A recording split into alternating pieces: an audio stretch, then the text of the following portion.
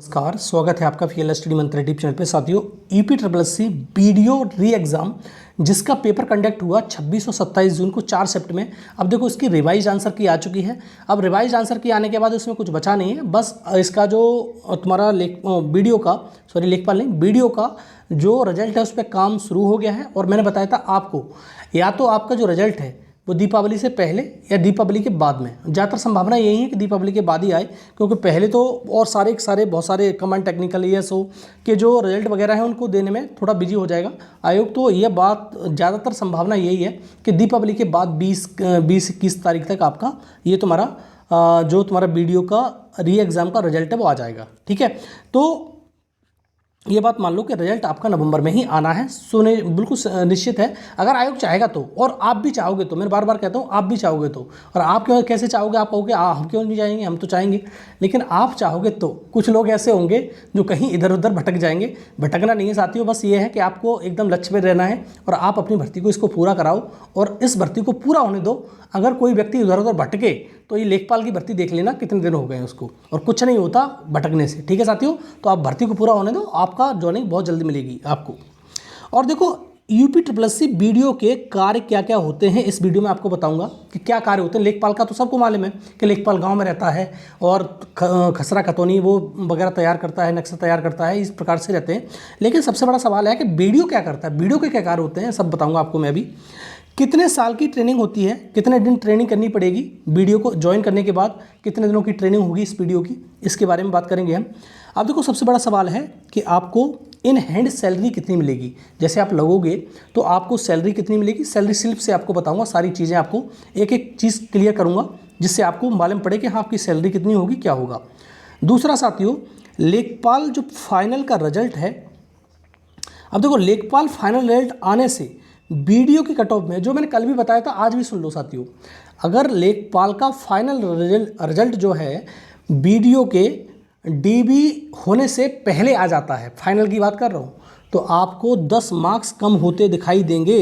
और आज भी कह रहा हूँ, और ये चीज़ बिल्कुल निश्चित गांठ बांध के रख लो कि लेखपाल का अगर फाइनल का रिजल्ट वीडियो के DB होने से पहले आ जाता है तो आपको 10 मार्क्स का फायदा होता दिखाई देगा, क्योंकि वीडियो और लेखपाल दोनों में छात्र बहुत ज़्यादा कॉमन हैं, कॉमन नहीं बहुत ज़्यादा कॉमन है। जैसे मैंने कल भी बताया था आपको 60% का अंदाज़ा लगाया था मैंने, लेकिन 60 नहीं, ये बहुत ज़्यादा कॉमन छात्र हैं। मुझे लग रहा है 10, 15 या 20% ही छात्र ऐसे होंगे जो लेखपाल की परीक्षा में सेलेक्ट नहीं है, बाकी जो छात्र हैं वीडियो लेखपाल दोनों में कॉमन है। दूसरा साथियों, जैसे वीडियो की मैंने बताया था, वीडियो लेखपाल की एक ही मतलब ग्रेड पे की 2000 ग्रेड पे की जॉब है, लेवल 3 की जॉब है। तो आपको ये नहीं सोचना है कि मेरा सिलेक्शन इसमें हो गया लेखपाल में तो अब मैं वीडियो का भी वो कराऊंगा, तो ये चीज़ गलत हो जाएगी साथियों उन लोगों के साथ में जो उम्मीद लगाए बैठे हैं कि हमारा वीडियो में हो जाएगा, लेखपाल में नहीं हुआ तो वीडियो में तो हो ही जाएगा। तो आपके लिए ये सोच के रखना है कि आपका जहाँ पर भी फाइनल पहले हो जाए तो साथियों ज्वाइन कर लेना और बाकी जॉब को स्किप कर देना।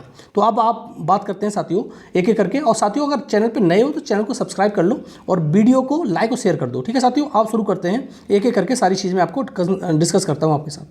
देखो साथियों, यूपीएससी वीडियो जॉब प्रोफाइल आपको जानते ही हो क्या होगा, 2023 के बारे में बात कर रहे हैं। तो यूपीएससी जॉब प्रोफाइल नीचे दिया गया है, इसमें सारी चीज़ आपको देखो क्या करना, क्या होता है वीडियो का काम। जो वीडियो साहब होते हैं उनका काम क्या होता है, गांव की सफाई का काम होता है। पहला गांव की सफाई, जो गांव होता है उनकी सफाई का कार्य वीडियो को मिलता है, पहला नंबर, एक पॉइंट ये है। दूसरा पॉइंट, खाद भंडारण के लिए एक जगह अजाइन करना होता है, मतलब एक निश्चित करनी होती है एक जगह कि कहाँ पर जो खाद भंडारण है उसको निश्चित किया जाए। तीसरा एक बिंदु होता है, देखो एक काम जो कहोगे कि लेखपाल के भी काम होते हैं, हाँ थोड़े से कॉमन होते हैं ये काम, इसी प्रकार से काम रहते हैं कॉमन इसमें लेखपाल में और वीडियो में ऐसा ही होता है। स्वास्थ्य, शैक्षिक एवं कृषि सुविधाओं का समर्थन करना चाहिए। ठीक है, स्वास्थ्य में हो या शिक्षा में हो या कृषि में, इनका आपको क्या सपोर्ट करते रहना है। चौथा जो ICDS है, बाल कल्याण और मातृत्व पर काम करना है। जो तुम्हारा जो आंगनबाड़ी वगैरह है इन पे भी इनका काम रहता है। ठीक है, लेखपाल का भी काम रहता है, दोनों का ही काम रहता है लगभग। जो पानी होता है, जैसे पानी आ रहा है तो गांव में पानी की जो आपूर्ति है वो नियमित रूप से संचालित रूप से हो रही है कि नहीं हो रही, इसकी देखभाल करनी है। गांव के लोगों के बीच झगड़े और सुलह को सुलझाना है, ये एक इंपॉर्टेंट पॉइंट हो सकता है कि गांव में झगड़े वगैरह होते हैं, लेखपाल भी सुलझाता है, ये भी सुलझाते हैं, तो इसको भी सुलझाना होता है। अगला पॉइंट है क्रियान्वित किए जाने वाले विभिन्न कार्यक्रमों के बारे में उनकी राय जाननी चाहिए। ठीक है, आप कोई कार्यक्रम कर रहे हो तो उसकी राय जाननी चाहिए, लेकिन ऐसा होता नहीं है। लेकिन अब जब उसका वो दायरा बढ़ेगा तो इस प्रकार के कार्य उसके होंगे। कार्य ऐसे होते हैं, लेकिन क्या करता है वो तो वही जानता है। आप भी जानते हो कि कितने कार्य होते हैं। दूसरा, एक ग्राम विकास अधिकारी को नियमित बैठक करनी चाहिए। बैठक मतलब गांव के लोगों के बीच में बैठक करनी चाहिए। और तुम्हारा बैठक ये भी करते हैं लेखपाल वगैरह भी, तो दोनों चीज़ें हैं। जन्म मृत्यु विवाह को पंजीकृत करें और विभिन्न विभागों को रिकॉर्ड बनाए रखें। मतलब ये क्या होता है कि ये मैं कह रहा हूँ कि दोनों के काम लगभग सेम से ही होते हैं।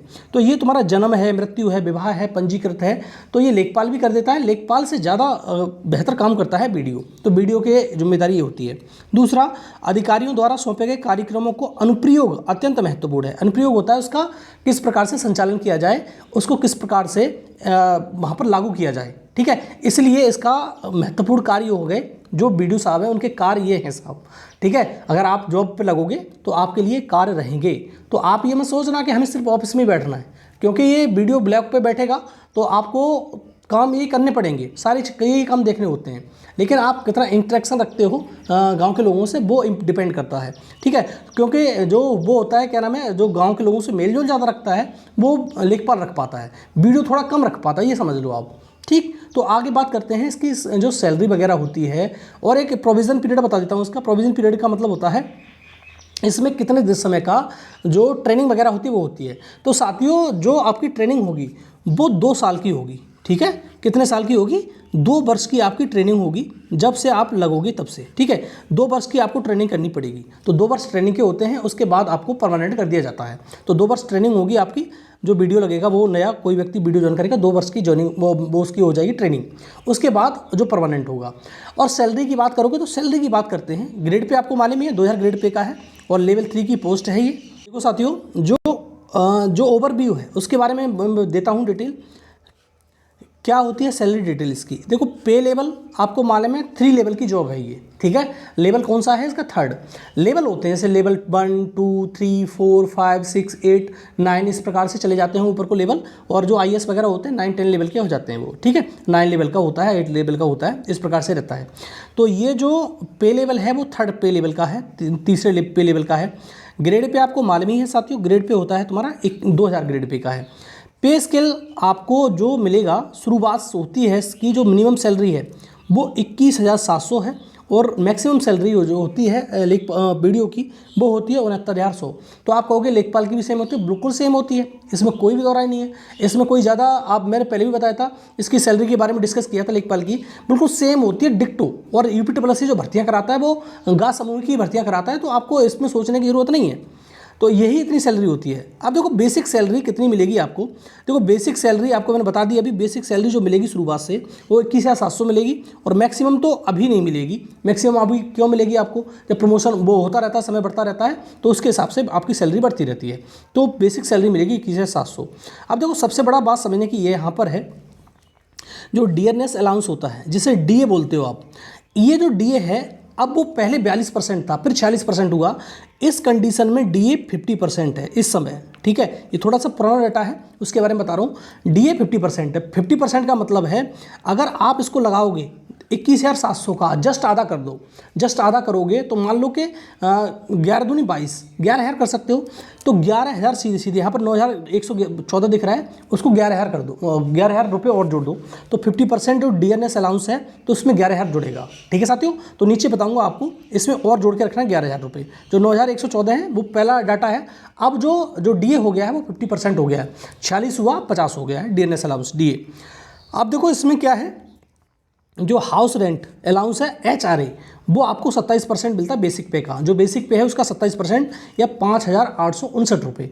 तो अब आप देखोगे कि इसमें सारी सैलरी अगर ऐड करोगे तो DNS अलाउंस जुड़ गया, कुछ और भी तुम्हारे भत्ते होते हैं जो दिख रहा है अदर वर्क अलाउंसेस, लेकिन इसमें दिए गए नहीं दिए गए हैं, as per applicable.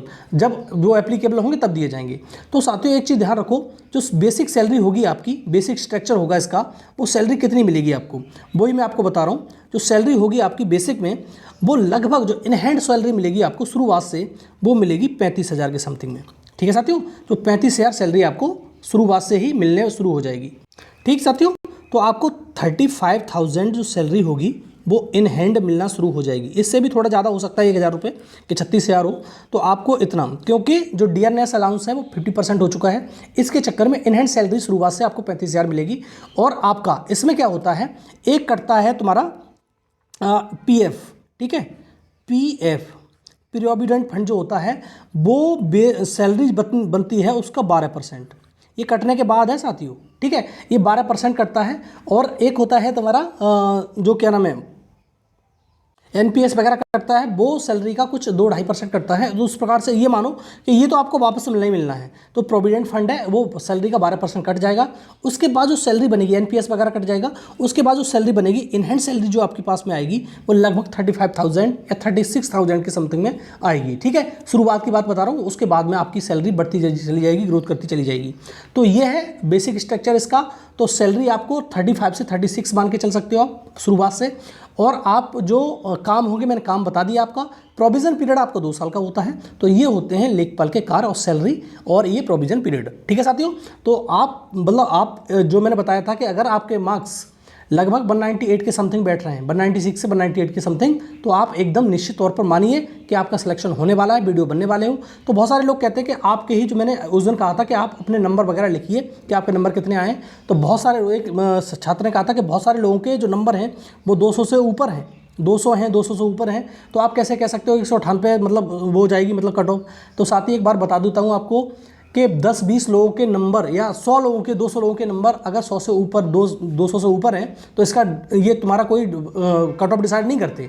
Cut off decide करता है एवरेज बच्चा, ठीक है। तो एवरेज बच्चा यही 198 और 196 से 198 के बीच में होगा। और मैंने कहा लेखपाल का फाइनल का रिजल्ट अगर उससे पहले आ जाता है, वीडियो के रिजल्ट से पहले, मतलब वीडियो के DB से पहले, तो ये मान के चलना 10 नंबर और कम कर लेना उसमें, और आपकी जॉब लग जाएगी निश्चित तौर पे, ठीक है। तो आप एक बात समझ लो साथी, टॉपर डिसाइड नहीं करते कट ऑफ को, कट ऑफ डिसाइड करता है एक एवरेज स्टूडेंट, ठीक है, ठीक है साथियों। तो ये मैंने बता दिया पूरा का सारा का सारा आपको। और 6,000 लोगों का आपको ध्यान रखना है कि 6,000 लोग आपको DB में बुलाए जाएंगे, तुम्हारे वीडियो की DB में, ठीक है। तो आपको इंतजार करना है। और आपको जो DB का रिजल्ट होगा वो मैंने बता दिया, दीपावली के बाद बहुत ज़्यादा संभावना बन रही है, क्योंकि दीपावली से पहले और भी रिजल्ट इसके आने हैं। तो दीपावली के बाद बिल्कुल ध्यान रखो कि आपको तुम्हारा रिजल्ट दिखाई देगा तुम्हारा वीडियो का, ठीक साथियों। तो और आपकी जो DB होगी दिसंबर में संभवतः स्टार्ट हो जाए, और दिसंबर में नहीं होगी तो जनवरी में तो स्टार्ट हो ही जाएगी आपकी जो DB होगी, डॉक्यूमेंट वेरिफिकेशन। 6 लोगों का DB हो रहा है। और साथियों इन्फॉर्मेशन अच्छी लगी हो तो साथियों चैनल को सब्सक्राइब कर लो और वीडियो को लाइक और शेयर कर दो साथियों तक, ठीक है साथियों। बहुत बहुत धन्यवाद।